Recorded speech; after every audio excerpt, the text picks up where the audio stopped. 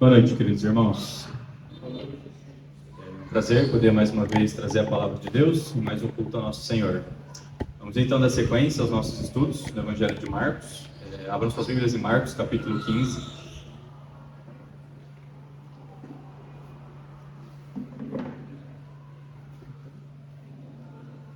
O texto de hoje narra a passagem de Jesus perante Pilatos. Apenas recapitulando então, desde o capítulo 14, nós temos visto os momentos finais que precederam a morte de Jesus. Vimos Jesus tendo seu corpo ungido para sua morte, em seguida a celebração ali da Páscoa, da ceia com os discípulos. Depois temos a aflição de Jesus no Getsemane, seguido da traição de Judas e da prisão de Jesus. E então, estando Jesus preso, ele primeiro é levado perante o Sinédrio para ser julgado, e a conclusão desse julgamento envolve um veredito de culpa de morte proclamado pelos líderes religiosos. Na semana passada, o texto tira o foco rapidinho de Jesus para descrever ali a negação de Pedro. Mas agora, então, no início do capítulo 15, nós retomamos o foco para os eventos com Jesus. Se no trecho anterior, então, nós vimos Jesus perante as autoridades judaicas, nós agora vamos ver Jesus perante as autoridades romanas. Nós sabemos, nesse momento da história, que o Império Romano dominava sobre a região de Israel, com seus governadores e representantes, mas uma das características do domínio romano nessa época é que eles não destruíam por completo a cultura e as instituições dos povos que eles conquistavam. De forma que mesmo debaixo do governo romano, mesmo tendo que obedecer aos decretos romanos, ainda havia, pelo menos no âmbito religioso, uma autoridade judaica que não foi totalmente inibida por Roma. E essa autoridade judaica, que é representada na figura do Sinédrio, julga Jesus como digno de morte, mas eles mesmos não executam essa sentença. Existem vários motivos para isso, eu não pretendo destrinchar aqui nessa mensagem, mas o fato é que os líderes judeus entenderam ser mais adequado para a agenda deles que a ordem final da morte de Cristo viesse das autoridades romanas. Nós vimos quando Jesus estava perante o Sinédrio que ele não se esforçou muito para se livrar dessa condenação. Na verdade, pelo contrário, a declaração dele sobre ser Cristo, Filho de Deus, apenas serviu para consolidar a dureza de coração que já estava presente nos sacerdotes, anciãos e escribas. Então, olhando aqui de um ponto de vista humano, jurídico, essa agora vai ser a última chance de Jesus. A autoridade judaica condenou, e se a autoridade romana local, no caso aqui Pilatos, decidisse pela morte de Jesus, não havia uma outra instância jurídica a qual Jesus poderia recorrer. Agora é a hora da decisão. Com tudo isso em mente, então, vamos para o trecho de hoje, Marcos capítulo 15. Nós vamos meditar do versículo 1 até o versículo 15. Aí eu vou dividir o trecho em 3 blocos, menores de 5 versículos, para a gente ter mais facilidade na compreensão.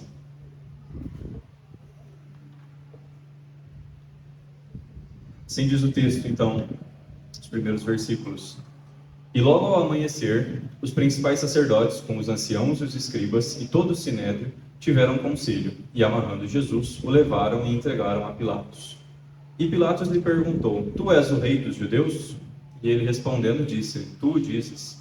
E os principais sacerdotes o acusavam de muitas coisas, porém ele nada respondia. E Pilatos o interrogou outra vez, dizendo: Nada respondes? Vê quantas coisas testificam contra ti.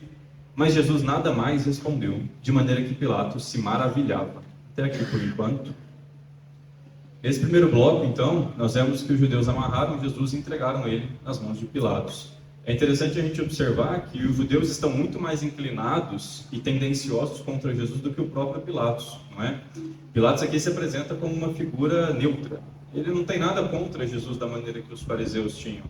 Veja que ele ignora as acusações que os líderes religiosos estavam fazendo. Ele parece não ligar muito para isso. Na verdade, o que mais chama a atenção de Pilatos é justamente a reação de Jesus. Ele parece estar um tanto curioso e até mesmo espantado com a forma que Jesus reage. A gente vê assim, que Jesus está à beira de ser sentenciado a uma morte horrível. Qualquer outra pessoa nessa situação estaria ali desesperada, lutando para escapar e implorando pela própria vida. E isso chama a atenção de Pilatos. E não é como se Jesus não estivesse sofrendo e não estivesse aflito. Ele já tinha apanhado, já tinha recebido cuspidas, e isso era só o começo do que ele sabia que ele ia passar. Mas vejam que ele não está lutando contra o caminho que ele sabe que essa história vai seguir. Nesse trecho todo que nós vamos ler, até o versículo 15, o verso 2 é a única fala registrada de Jesus. Pilatos pergunta se Jesus é o rei dos judeus, ao que Jesus responde apenas de forma a afirmar a suposição de Pilatos. Tu dizes algo como, é isso mesmo que você falou, está certo. Nós sabemos pelos outros evangelhos que essa conversa entre Jesus e Pilatos foi mais detalhada, mas aqui o foco de Marcos é mostrar Jesus como esse servo sofredor, que está aceitando passivamente o seu destino de forma a cumprir a Escritura.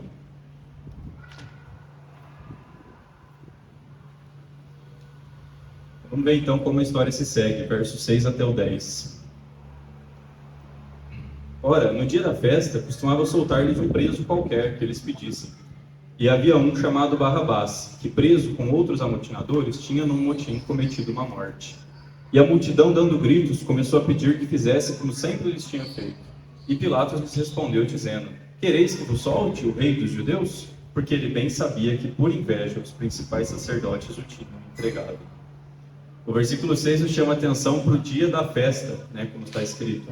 Vamos lembrar que nesse período aqui, em que tudo isso acontece, estava sendo celebrada a Páscoa judaica. Isso significava, então, que a cidade de Jerusalém recebia um número muito grande de judeus, vindo de todo Israel para a celebração da festa da Páscoa. Entendo, no ponto de vista de controle de multidão, era um caos para o Império Romano. Uma situação como essa, em que os judeus todos estavam reunidos em um só lugar, era uma ocasião perfeita para uma rebelião, um levante militar que fosse judeu contra Roma. E isso era o que eles mais queriam evitar, inclusive Pilatos. Talvez motivado por isso, então, existia essa tradição meio populista, no sentido ruim do termo, de soltar um preso. É a famosa saidinha de Natal, mas aqui é a saidinha de Páscoa. Quem diria que não foi a gente que inventou essa história de soltar presos e criminosos durante datas comemorativas? E o texto, então, introduz o personagem de Barrabás, um amotinador. Muito provavelmente, pela palavra grega utilizada aqui por Marcos, o motim que Barrabás e seus companheiros de crime organizaram foi um motim de cunho político, algo como um levante armado contra Roma. Como falamos agora, era um período de muita tensão, por estarem ali os judeus de toda a nação reunidos por ocasião da Páscoa. E não só isso. Lembrem também que os judeus que se reuniram para celebrar, o que eles se reuniram para celebrar é basicamente o evento na história quando Deus poderosamente libertou o seu povo de seus opressores, na época os egípcios, e destruiu todos eles. Se você é do Império Romano, dá para imaginar por que você não acharia de bom gosto essa memória sendo trazida à mente do povo que você está dominando. E se você é judeu, também dá para entender por que os ânimos talvez ficariam mais aflorados de estar com todo o seu povo, relembrando de como Deus havia livrado vocês da opressão do Egito. E então, quando o povo pede para que essa tradição da saidinha seja seguida, Pilatos, meio que de forma indireta, sugere que o preso a ser liberado seja o próprio Jesus. A maneira que ele faz a pergunta no versículo 9 dá a entender que ele esperava que a multidão escolhesse soltar Jesus, porque ele próprio não queria mandar matar Jesus, embora também não estava decidido a liberá-lo, a soltá-lo. E no verso 10 a gente vê a explicação de por que Pilatos pareceu ignorar as acusações que estavam sendo feitas contra os líderes religiosos. Pilatos, mesmo não sendo judeu, já tinha entendido o que estava acontecendo aqui nessa história. Ele sabia que Jesus não tinha feito nada de errado. Pilatos sabia que, no fundo, o único crime que Jesus cometeu foi incomodar e confrontar a autoridade religiosa dos escribas, dos fariseus e dos sacerdotes. E, claro, essa inveja deles, com certeza, era motivada por toda a atenção e dedicação que os seguidores de Jesus davam a ele. O que Jesus conseguiu fazer em 3 anos de ministério em relação ao mover de Deus e o impacto na vida das pessoas era algo que eles talvez desejassem causar por 400 anos no povo e não tiveram sucesso. De qualquer forma, Pilatos tenta, mesmo que de forma modesta, incentivar a multidão a escolher pela liberação de Jesus. Talvez uma parte significativa da multidão até estaria propensa a seguir nesse caminho. Porém, como a gente vê nos versículos seguintes, os líderes religiosos entram em cena novamente. Verso 11. Mas os principais sacerdotes incitaram a multidão para que fosse solto antes Barrabás. E Pilatos, respondendo, lhes disse outra vez: Que quereis, pois, que faça daquele a quem chamais rei dos judeus? E eles tornaram a clamar: Crucifica-o. Mas Pilatos lhes disse: Mas que mal fez? E eles cada vez clamavam mais: Crucifica-o. Então Pilatos, querendo satisfazer a multidão, soltou-lhe Barrabás e, açoitado Jesus, o entregou para ser crucificado.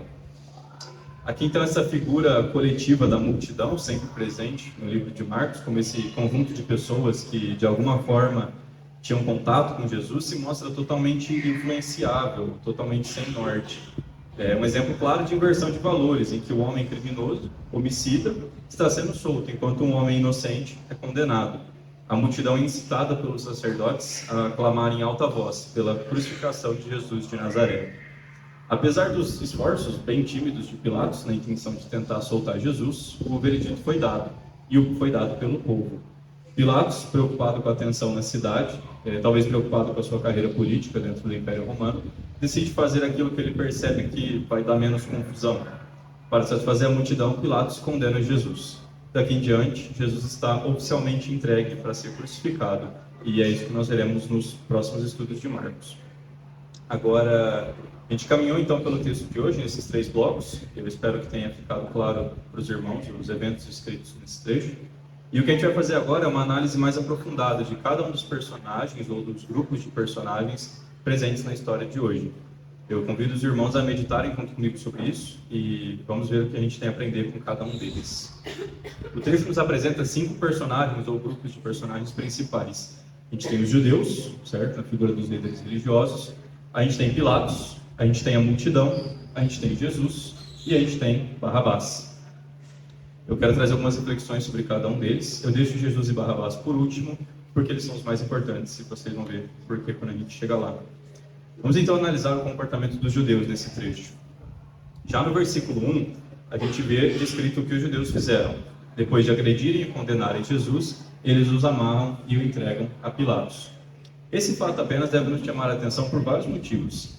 Vejam, por mais que a gente esteja acostumado a pensar de forma negativa sobre os fariseus, e com uma certa razão, nós precisamos ter em mente o que eles representavam ali na sociedade judaica da época. Frente às outras facções ali do judaísmo, seja os saduceus, os essênios, os zelotes, os fariseus eram os mais normais, assim, biblicamente. Eles recebiam todo o Antigo Testamento como palavra de Deus de fato, e eles estudavam fervorosamente as Escrituras. Inclusive foi do grupo dos fariseus que Jesus, no decorrer da sua vida como menino judeu, aprendeu sobre Deus, sobre a Bíblia.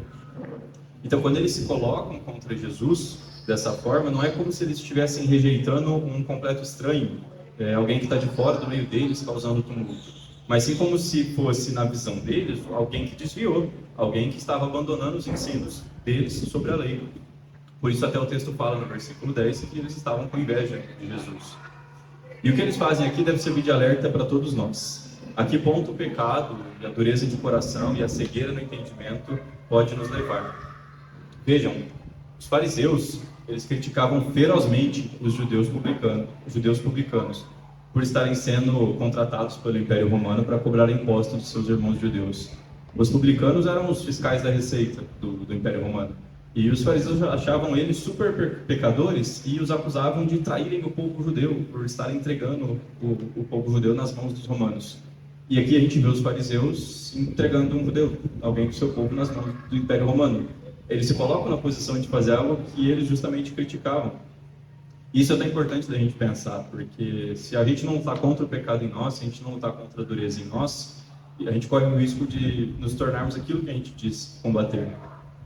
Se você gosta de narrativas, tem uma expressão que já foi dita de várias formas diferentes, que diz assim: na história, ou você morre como herói, ou você vive o bastante para ver a si mesmo se tornar o vilão.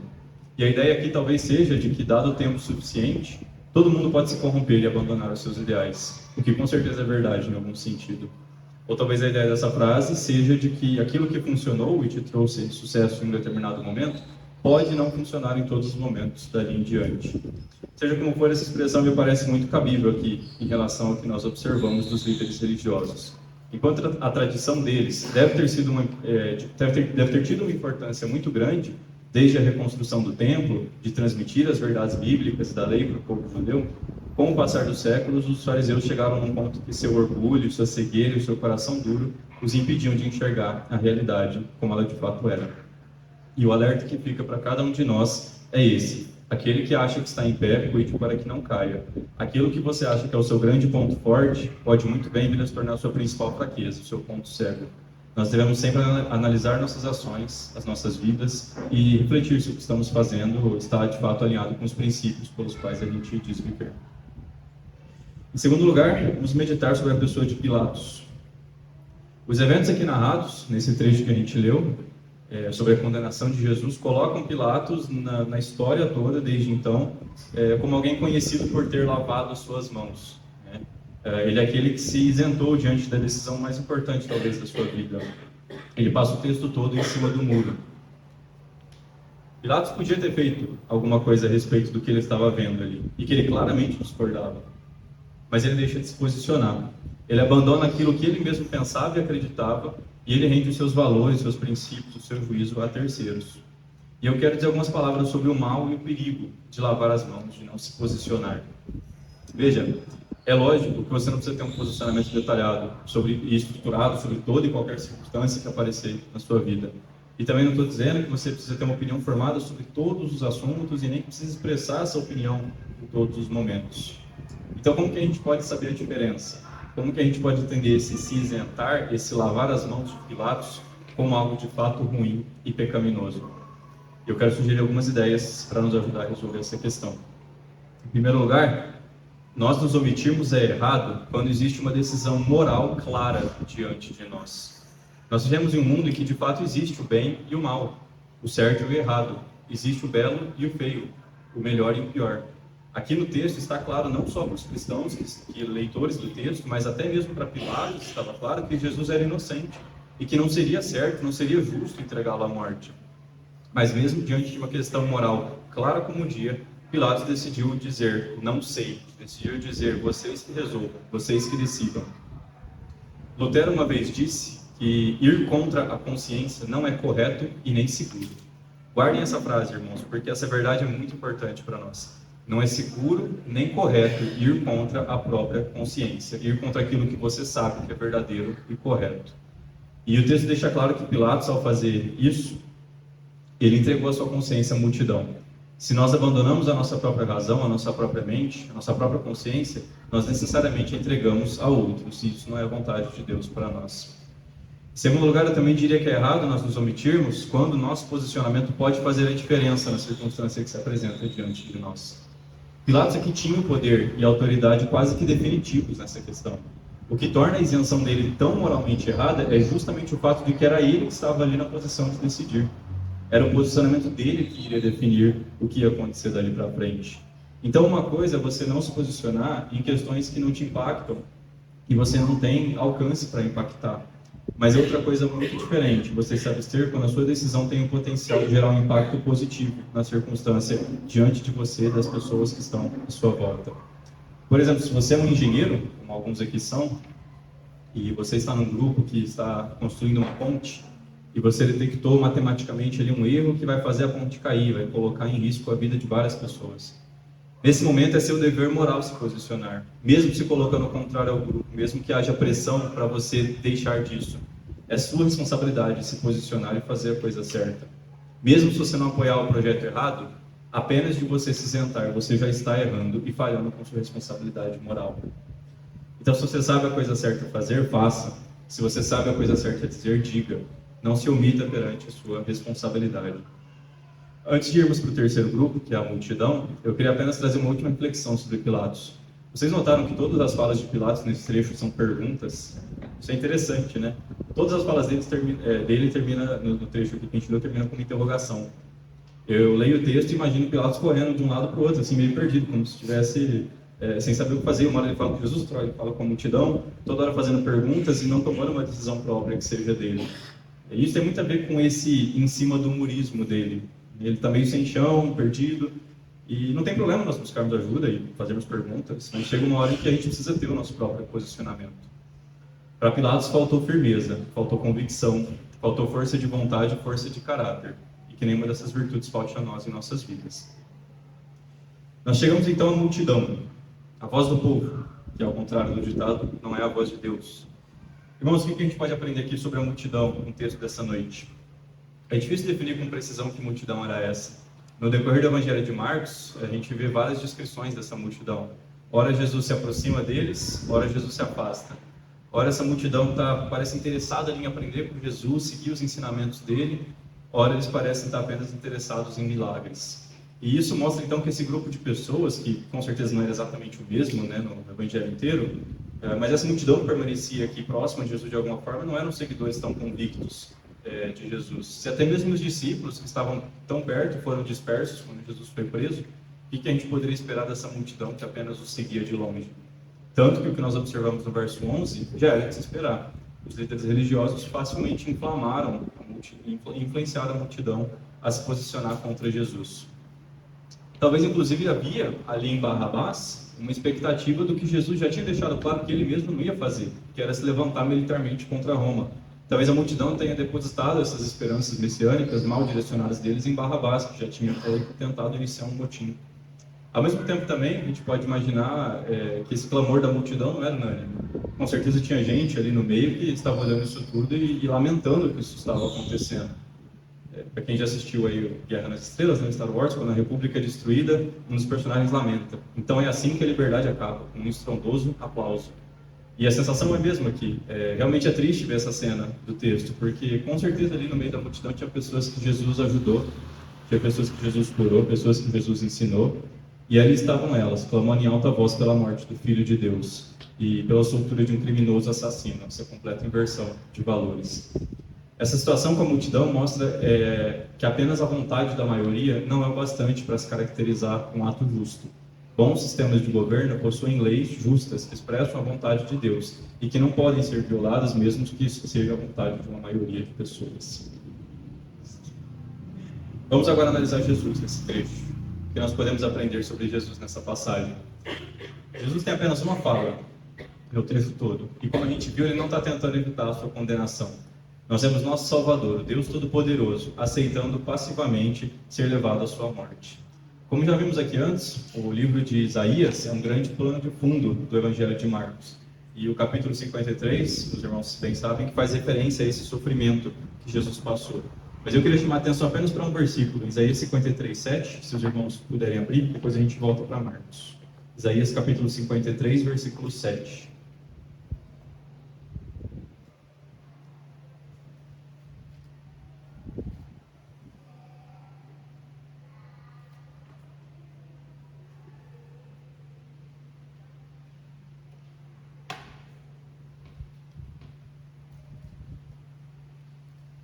Vamos ler então, versículo 7 do capítulo de Isaías 53.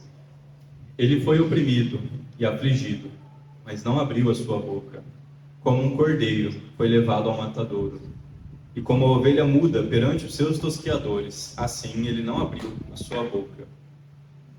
Isso é incrível, não é? Se você pesquisar, você vai ver que de fato o cordeiro sendo levado para o matadouro ou a ovelha sendo tosqueada, de fato esses animais aceitam isso passivamente, eles não revidam. Você também consegue encontrar a imagem desses animais amarrados assim, com as patas todas juntas. Da mesma forma que o versículo 1 descreve Jesus como estando amarrado pelos judeus, provavelmente seus membros, braços, talvez pernas amarrados também, como se estivesse já sendo preparado para o sacrifício. É uma imagem tão poderosa, por isso que João Batista disse de Jesus: eis o Cordeiro de Deus que tira o pecado do mundo. Obviamente a gente sabe, pelos outros evangelhos, que Jesus deu várias respostas às questões que fizeram para ele. Mas o ponto é que ele não abriu a boca para lutar contra o que ia acontecer com ele.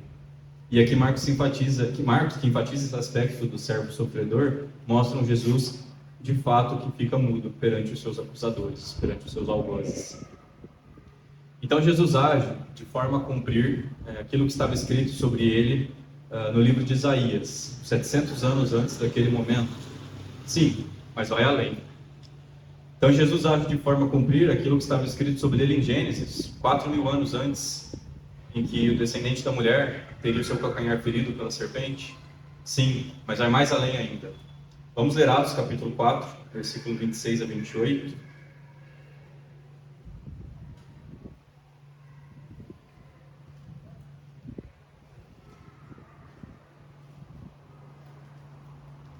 Atos dos Apóstolos, capítulo 4, versículos 26 e 28.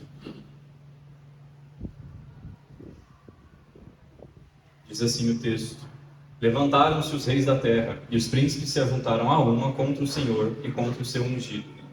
Porque verdadeiramente contra o teu santo filho Jesus, que tu ungiste, se ajuntaram não só Herodes, mas Pôncio Pilatos, com os gentios e os povos de Israel, para fazerem tudo o que a tua mão e o teu conselho tinham anteriormente determinado que se havia de fazer.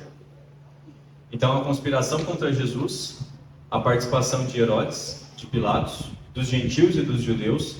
Tudo isso fazia parte do roteiro divino da história, que tem o homicídio do Filho de Deus como seu centro, seu clímax, o grande motivo de toda a história. Cada detalhe dessa trama planejado pelo Pai.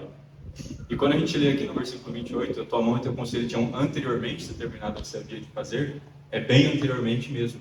Apocalipse 13:8 vai dizer que o Cordeiro foi morto desde a fundação do mundo. 2 Timóteo 1, versículo 9, diz que a graça nos foi dada em Cristo Jesus antes dos tempos dos séculos. Deus planejou a história, planejou cada momento da passagem que estamos vendo aqui hoje, para que por meio do sofrimento de Cristo, por meio do sacrifício de Cristo, a graça nos fosse dada e nós pudéssemos ser salvos da nossa condenação por causa do nosso pecado. Então contemplem Jesus aqui nessa passagem, mudo e calado. Nos próximos estudos em Marcos, contemplem Jesus crucificado e meditem, eis o Cordeiro de Deus que tira o pecado do mundo. E não nos esqueçamos, todo aquele que não recebe o sacrifício de Jesus como Cordeiro de Deus, terá que encarar Jesus como leão de Judá.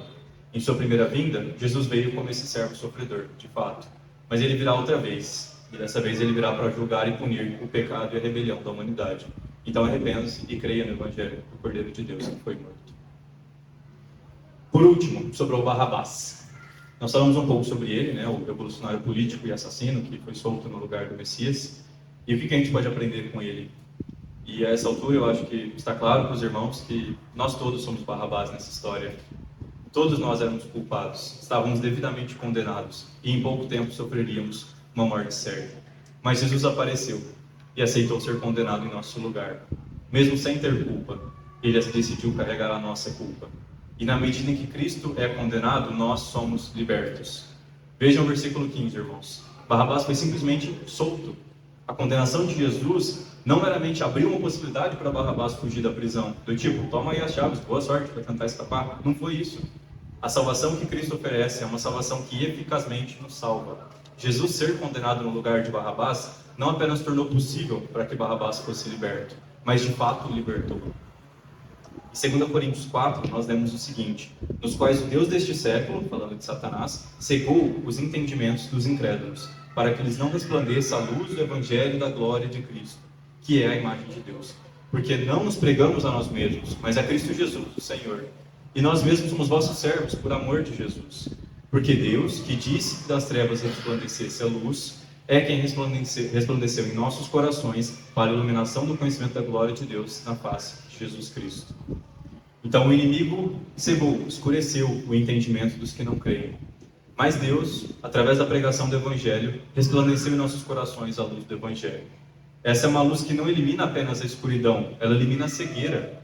Ela nos capacita a enxergar. E quando nós enxergamos a luz do Evangelho, da glória de Cristo, nós não temos escolha senão receber esse Jesus, amar esse Jesus e viver para esse Jesus. E se você não foi liberto por Cristo aqui nesta noite, isso da mesma forma pode acontecer com você hoje. Creia no Senhor Jesus Cristo e você será salvo. Todo aquele que invocar o nome do Senhor será salvo. Arrependa-se do seu pecado, da sua rebelião contra Deus, coloque a sua fé na pessoa e na obra de Jesus Cristo e passe a servi-lo com todo o seu ser. Para finalizar, meus irmãos, eu quero ler com os irmãos 1 Pedro, capítulo 3, versículo 18, abram suas Bíblias também. 1 Pedro, capítulo 3.